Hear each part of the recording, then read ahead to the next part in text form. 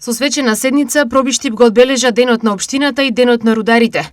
Денови кои одбележуваат историјата, традицијата и развојот на овој рударски град.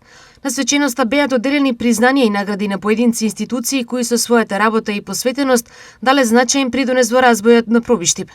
Признанија добија и успешни ученици и нивните ментори, како потврда дека иднината на градот се гради и преку знаењето и успехот на младите.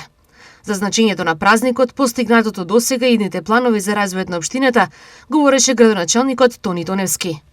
Нашата цел е Пробиштип да не биде само општина која ги решава тековните проблеми, туку општина која планира, создава и отвара нови перспективи. Затоа, денес на Денот на градот и Денот на рударите, сакам да истркам јасна порака.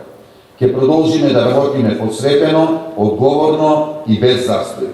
Ќе инвестираме во она што е потребно денес, но истовремено ќе го подготвуваме она што ќе му биде потребно на Пробиштип утре. Ние не го градиме Пробиштип само за нас. Го градиме за нашите деца, за нашите внуци, за генерациите што доаѓаат. И затоа ни е потребна заедничка визија, заедничка енергија и заедничка поддршка.